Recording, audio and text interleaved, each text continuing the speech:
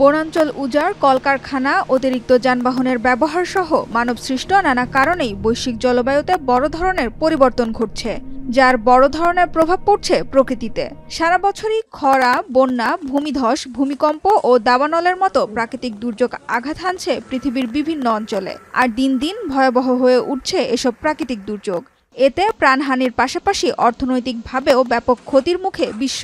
জাতিসংঘের বিশ্ব আবহাওয়া সংস্থা বলছে, ধ্বংসাত্মক প্রাকৃতিক দুর্যোগে সৃষ্ট ক্ষয়ক্ষতির জন্য দায়ী সঠিক সময়ে আবহাওয়ার পূর্বাভাস না পাওয়া, সতর্কবার্তার অভাবে পর্যাপ্ত পূর্ব প্রস্তুতি নিতে না পারায় প্রতি বছর প্রাণ হারাচ্ছে লাখ লাখ মানুষ, নষ্ট হচ্ছে কোটি কোটি টাকার সম্পত্তি। এমনকি পূর্বাভাস পাওয়ার ব্যবস্থা নেই এমন দেশগুলোতে প্রাণহানি স্বাভাবিকের তুলনায় ৬ গুণ বেশি। বিশ্ব আবহাওয়া সংস্থার প্রতিবেদন অনুযায়ী প্রাকৃতিক দুর্যোগের কারণে গেল ৫০ বছরে প্রাণ হারিয়েছে ২০ লাখেরও বেশি মানুষ, যার মধ্যে ৯০% প্রাণহানির ঘটনা ঘটেছে উন্নয়নশীল দেশগুলোতে। কিন্তু গেল দশকে বিশ্বব্যাপী আবহাওয়া পর্যবেক্ষণে বেশ অগ্রগতি হয়েছে বলে জানিয়েছে সংস্থাটি। বর্তমানে অন্তত ১০৮টি দেশে আবহাওয়ার পূর্বাভাস জানানোর ব্যবস্থা থাকলেও আগে এই সংখ্যা ছিল মাত্র ৫৮। Over the next years, we have an opportunity, a duty and a possibility to shape the narrative on climate action. This is about empowering nations, fostering inclusivity, and creating sustainable pathways for shared prosperity.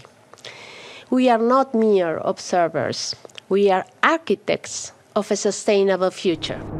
তবে আবহাওয়ার পূর্বাভাস নিয়ে করা একটি জরিপ অনুযায়ী ৬২টি দেশের মধ্যে অর্ধেকেরই কেবল মৌলিক সতর্কবার্তা জানানোর সক্ষমতা রয়েছে, আর ১৬%রও কম দেশের আবহাওয়ার পূর্বাভাস জানানোর ক্ষমতা প্রাথমিক সক্ষমতার নিচে।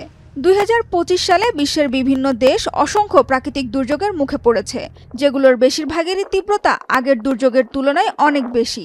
মেঘভাঙা বৃষ্টিতে তীব্র বন্যা, ভূমিধস, ঘূর্ণিঝড়, দাবানল এসব বিপর্যয়ে ভয়াবহ পরিস্থিতিতে পড়ে পাকিস্তান, নাইজেরিয়া, দক্ষিণ কোরিয়া, ইউরোপ সহ অনেক দেশ। সুইজারল্যান্ডের federal department of home affairs বলছে, জলবায়ুর পরিবর্তন ও বৈরী আবহাওয়ার প্রভাব থেকে কোনো দেশ বা অঞ্চলই রেহাই পাচ্ছে না। তবে সুইজারল্যান্ডের পর্বত হিমবাহের ওপর নিয়মিত নজরদারির কারণে চলতি বছরের মে মাসে হিমবাহ ধসের বিষয়ে সঠিক সময়ে সতর্কবার্তা পাওয়ায় দেশটির ব্লাটেনগ্রামকে সম্ভাব্য ক্ষতির হাত থেকে রক্ষা করা সম্ভব হয় বলেও উল্লেখ করে সংস্থাটি। এদিকে জলবায়ু পরিবর্তনের কারণে উষ্ণতা বেড়েছে ইউরোপের দেশ আইসল্যান্ডে। চলতি বছরেই ২৯.৫ ডিগ্রি রেকর্ড ছুঁয়েছে দেশটির তাপমাত্রা, যা দেশটির ইতিহাসের দ্বিতীয় সর্বোচ্চ। এর আগে ১৯৩৯ সালে আইসল্যান্ডের সর্বোচ্চ তাপমাত্রা ছিল ৩০.৫ ডিগ্রি সেলসিয়াস।